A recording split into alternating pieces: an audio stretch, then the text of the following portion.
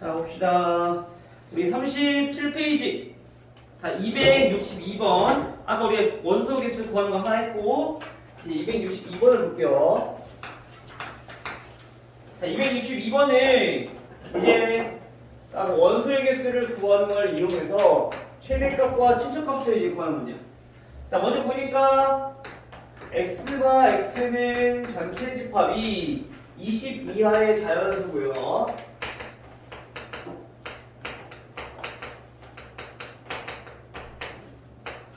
그 다음에 A의 원소의 개수가 15개. 어떤 집합인지 모르지만 원소는 15개. 그리고 B 집합은 원소가 8개. 자, 이때 우리가 구하고 싶은 게 N, A, 교집합 B. 자, 이거의 최대값. 그리고 최소값. 이거를 구하고 싶은 거. 이래는 어떻게 구해야 될까? 자, 이때 이 최대값을 대문자 M, 최소값을 소문자 M이라고 한대요. 자, 먼저 우리가 일반적으로 벤 다이어그램을 이용해서 한번 설명을 해볼게요. 자, 일반적으로 우리 보면은 A랑 B랑 이렇게 겹치게 이렇게 그릴 거고요. 여기에 지금 전체 집합 안에 들어가 있는 거예요. 그쵸? 자, 그런데 우리가 A와 B가 겹치는 것 중에서 가장 크려면 우선 어떻게 돼야 될까? 최대한 많이 겹쳐야 돼, 그쵸? 그 말은 얘네가 점점 이렇게 가까워지다가 점점 이렇게 많이 겹치다가 언제 가장 커질까? 즉 A와 B가 지금 같을 수 없지, 원소의 개수가 다르니까? 그러니까 그 말은 뭐예요? A 안에 B가 이렇게 완전히 다 들어갈 수 있는 경우는 있겠지. 그쵸? 즉 다시 말하면 우리가 이 최대값을 가질 때는 언제냐? 원소의 개수가 더 작은 거, 즉 B 집합이 A 집합에 포함될 때 얘네가 최대값을 갖게 될 거다. 요거를 우리가 파악해야 돼. 알겠어요? 이거 중요한 겁니다, 이거. 자, 저럴 때 우리가 최대값을 갖게 된다. 자, 그러면 우리가 여기서 알 수 있는 사실, 자, B가 A에 포함된다. 그러면 교집합은 A 교집합 B는 뭐가 될까?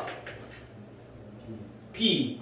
따라서 우리가 최대값 M이라고 하는 거는 결국 몇이야? B의 개수랑 똑같은 거니까 8개가 된다는 얘기인 거야. 됐나요? 자, 그러면 두 번째로 최소값이야. 최소값은 언제 최소가 됐느냐, 그거 한번 살펴볼 건데, 아까처럼 자, 이렇게 일반적으로는 이렇게 A와 B가 이렇게 겹쳐 있을 거야. 근데 최소값이라는 거는 최대한 안 겹쳐야 돼. 그러면은 얘네가 어떻게 돼? A와 B가 이렇게 점점 떨어지다가 이렇게 돼. 그쵸? 그럼 언제 가장 작겠어? 아예? 안 겹칠 때. 그러면 최소값이 얼마야? 0이라는 얘기야. 그럼 문제 너무 쉽겠죠? 그래서 이때 조심해야 되는 게 뭐냐면은 A의 개수 몇 개? 15개 원소가, 그치? B의 개수 몇 개? 8개. 근데 전체는 몇 개? 20개. 말이 돼야 안 돼요? 여기 안에 20개가 들었는데 무슨 얘기야? 23개야. 그럼 얘네처럼 안 겹칠 수가 있다, 없다? 없다. 얘처럼 조금이라도 우선 겹칠 수밖에 없다는 얘기인가? 즉 다시 말하면 얘네는 요 바깥쪽에 있는 공간이 하나도 없을 때 우리는 겹치는 부분이 최소가 된다. 오케이?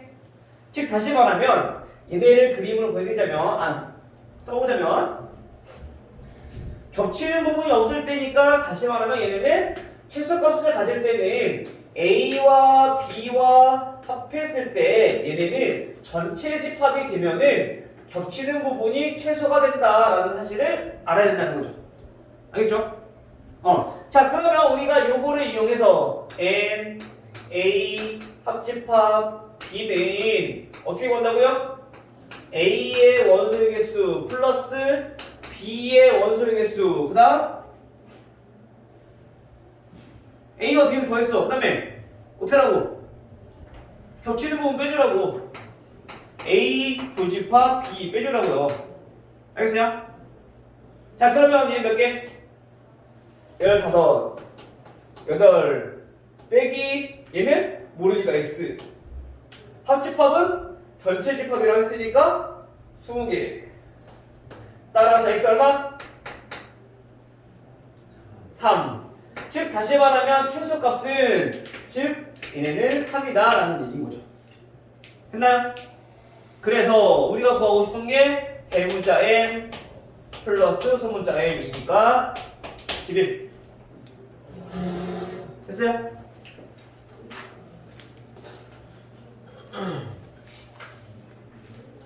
그래서 지금 같은 문제는 즉 최대 최소 구할 때는 항상 얘처럼 언제 최대가 되는지 언제 최소가 되는지 요거를 우선 파악하는 게 첫 번째. 알죠? 그거를 우리가 파악해야지 우리가 구할 수 있으니까 그거부터 파악하시고. 근데 그 파악이 어렵다. 그럼 처음부터 우리가 벤다이어그램을 그려보시면 돼요. 집합이 가장 좋은 게 벤다이어그램 이용만 잘해주면은 그 문제를 이해하는 데 가장 좋아. 알겠죠? 그 다음에 이제 265번. 자, 요 원소의 개수를 구하는 걸 이제 활용하는 거야. 요거는 오히려 262번보다 더 쉬워. 단순한 문제들, 되게 기본 문제들은. 예를 들어 이게 기본인데 그것보다 265번 유형이 더 쉽다.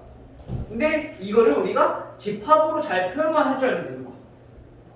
쉽게 말하면 우리 방정식, 부등식이 기본이지만 얘네가 말로 나왔던 것들. 방정식의 활용, 부등식의 활용들이었던 거야. 자, 그럼 얘네는 어떤 집합을 우리가 나타내는지 한번 보면요.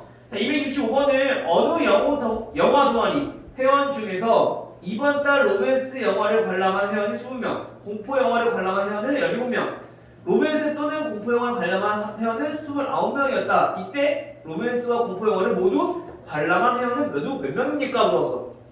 자, 문제를 보니까 우선 두 가지 그룹으로 나눠져 있어요. 자, 로맨스.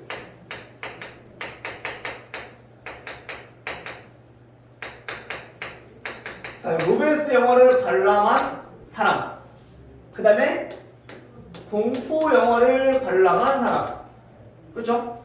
그러면 얘네를 각각 얘를 A 집합. 로맨스 영화 본 사람을 A 집합의 원소라고 하고, 공포 영화를 관람한 사람들을 우리가 B 집합이라는 그룹에 자, 우리 이런 생각을 해봅시다. 그러면 우리가 여기서 얻을 수 있는 힌트는 자, A의 원소의 개수를 우리가 나타낼 수 있다는 거죠. 몇 개?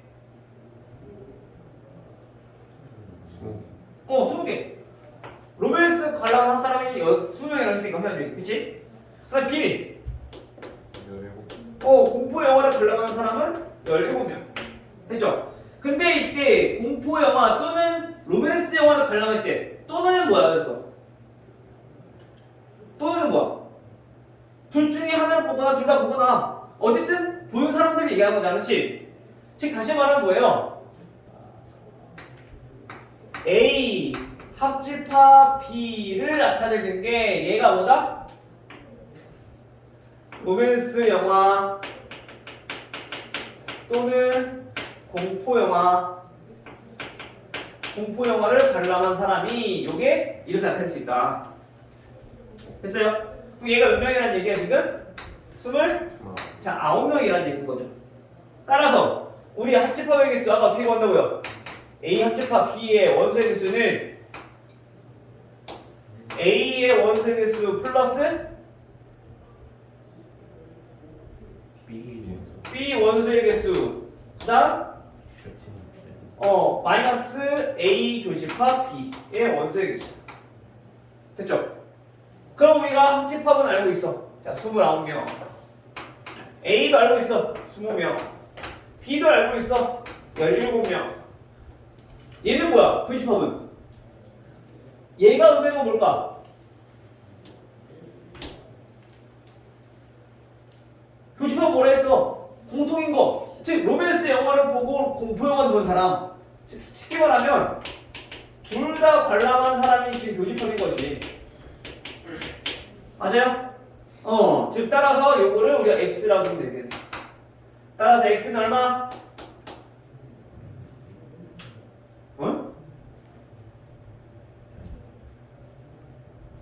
8. 그렇지. 따라서 몇 명? 둘 다 관람한 사람은 8명이 되는 거죠. 얘네는 우리가 집합으로만 잘만 표현해주면 그냥 단순 계산이기 때문에 크게 어렵지 않을 거예요. 알겠어요? 근데 이거를 집합으로 표현만 잘 하시면 돼요. 근데 이거는 문제 대신 많이 풀어가야 돼. 그래야지 얘네가 어떤 게 교집합이고 어떤 게 합집합인지 금방 파악이 될 거야. 알겠죠? 이건 여기까지 잠깐 끄었다가